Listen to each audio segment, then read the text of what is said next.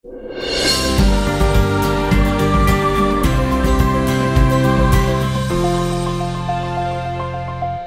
স্বাগত জানাচ্ছি অমর একুশে গ্রন্থমেলায় আরটিভির বিশেষ আয়োজন আমা কফির আমন্ত্রণে। এই আয়োজনে আমরা লেখকদের সাথে কথা বলি। আমার সাথে এই মুহূর্তে আছেন লেখক, প্রখ্যাত অনুবাদক জিএইচ হাবিব। হাবিব, কেমন আছেন? বেশ ভালো। আজকের দিনটা কেমন? খুবই সুন্দর। সকালটা কেমন ছিল? বেশ ভালো। বেশ ভালো। বাংলা একাডেমি পুরস্কার এত বিতর্কের পর আপনি আজকে পেলেন, সব মিলে অনুভূতিটা কেমন আসলে?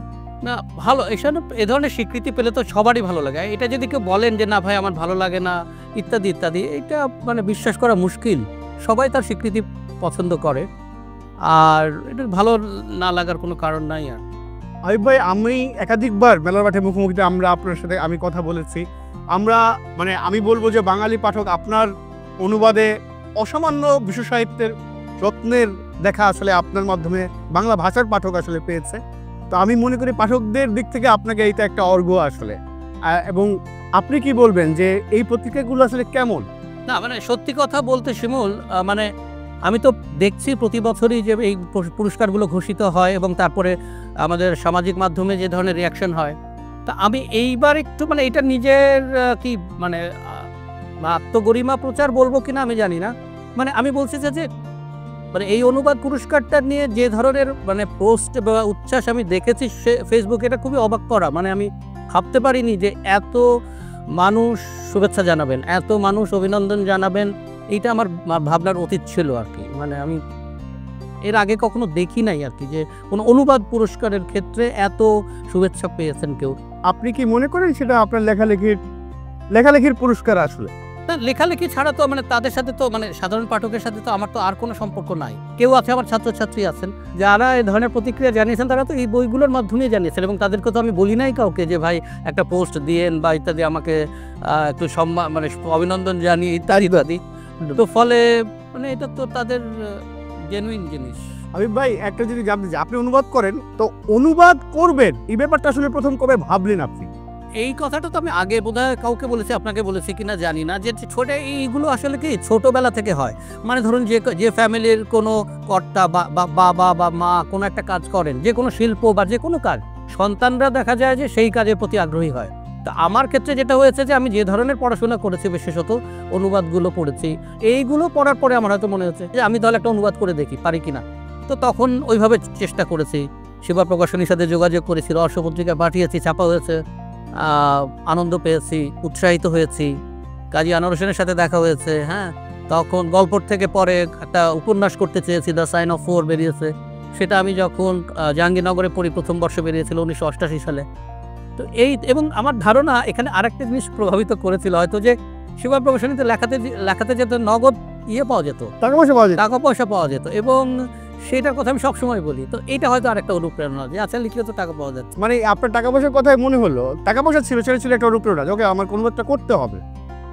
এখন তো সেরকম কোনো প্রকল্প অনুবাদ তৈরি করতে আমরা দেখি না। না, আবার অনুপ্রেরণা আবার যদি ধরেন আরেকটা কথা বলি, যে সেটাই যদি হতো তাহলে কিন্তু আবার আমি কিন্তু প্রথম বইটা 88-তে, আমি যখন প্রথম বর্ষে, দ্বিতীয় বইটা কিন্তু 92 সালে, মানে আমি যখন মাস্টার্স পাস করে চলে গেছি। মানে শুধু টাকা পয়সাটা যদি অনুপ্রেরণা হতো তাহলে এর মধ্যে কিন্তু আমি আরো 2-একটা বই করতে চেষ্টা করতাম। কিন্তু ওইটা ভালো লেগেছিল অবশ্যই। ওই সময় যে টাকাটা কোনো ধরনের চাহিদা ছাড়াই মানে বলেছে যে আসেন দিয়ে দিতে। আমি একটা প্রথম বর্ষের ছাত্র, কিছু না দিলেই তারা পারতেন। কিন্তু তারা যে মেটিকুলাসলি এটা করেছেন, তারা যে খুবই প্রত্যেক লেখককে অনুবাদককে দিয়েছেন, এটা এইরকম একটা ট্র্যাডিশন আমাদের আর গড়ে উঠলো না ওইভাবে। এখন কিভাবে কি করতে হয় আপনি তো জানেন, একটা পেমেন্ট পেতে। একদমই। কিন্তু সাহিত্যের সফলতা কি আসলে? সাহিত্যের সফলতা এই পুরস্কার না, আসলে এইটা একটা স্বীকৃতি, যে স্বীকৃতিটা সবাই চায়। কিন্তু একজন সাহিত্যের সফলতা আমার ধারণা যে যিনি যা লিখছেন তিনি তা লিখে আনন্দ পাচ্ছেন, তিনি মনে করছেন যে পাঠকের কাছে গেছে, পাঠক আমাকে গ্রহণ করছেন, এইটাই। হাবিব ভাই, আপনার সফলতা কি আরো কথা শুনবো, আমরা ছোট্ট একটা বিরতি নিয়ে আসি। প্রিয় দর্শক, আরটিভির বিশেষ আয়োজন আমা কফির আমন্ত্রণে একটা ছোট্ট বিরতি নিচ্ছি, ফিরছি এক্ষুনি।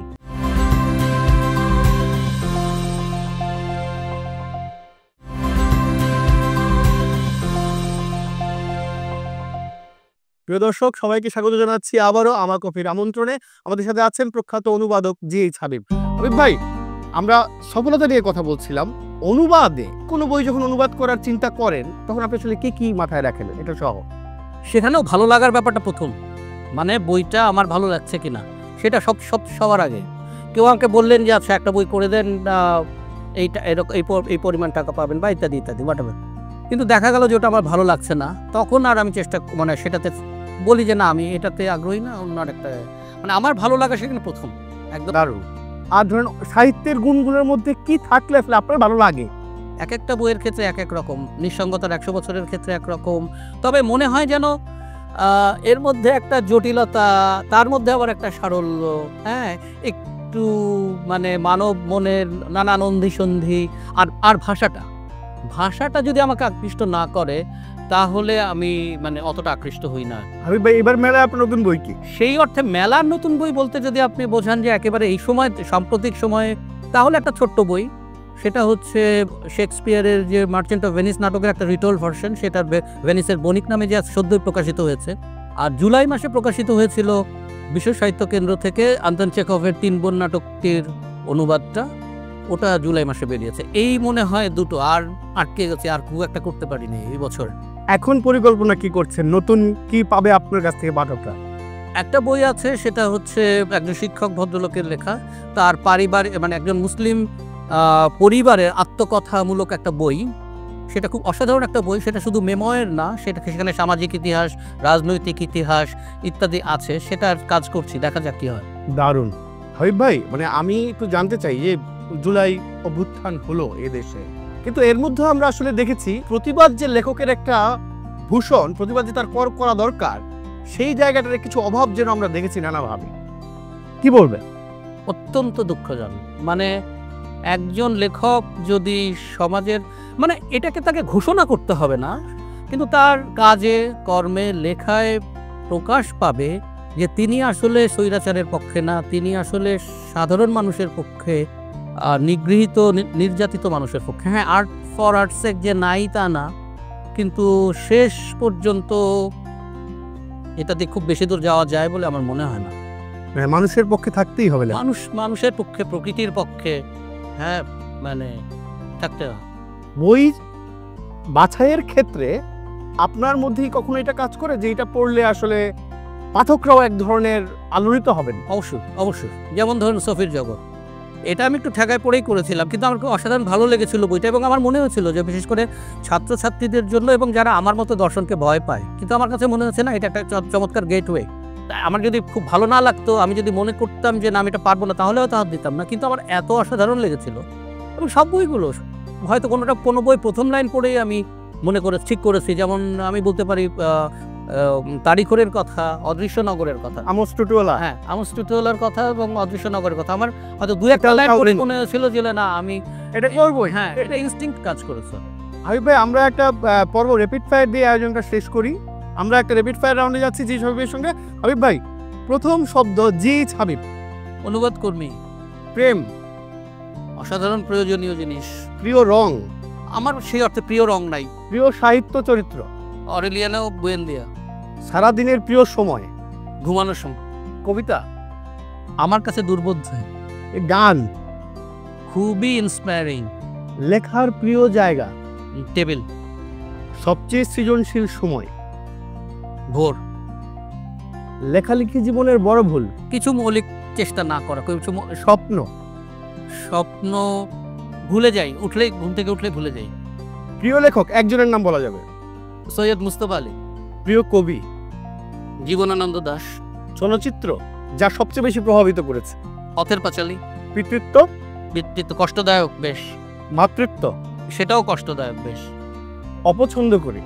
মানুষের পিছে লেগে থাকা। যৌনতা খুবই প্রয়োজনীয়। যা বলতে চাই এবং জোরে। লেখালেখি করতে চাই। হাবিব ভাই, আপনাকে অনেক ধন্যবাদ। আমি নিশ্চিত আমাদের পাঠক আপনার হাত থেকে আরও এরকম আলোড়িত হওয়ার মতো অনেক কিছু পাবে, এবং বাংলা একাডেমি পুরস্কার আপনি গ্রহণ করেছেন, সেই জন্য আপনাকে অভিনন্দন। প্রিয় দর্শক, আমার কফির আমন্ত্রণে কথা বলছিলাম অনুবাদক জি হাবিবের সঙ্গে। দেখা হচ্ছে অন্য কোনো একজন লেখকের সাথে নিয়ে এই আয়োজনের পরের পর্বে। সবাইকে অনেক ধন্যবাদ।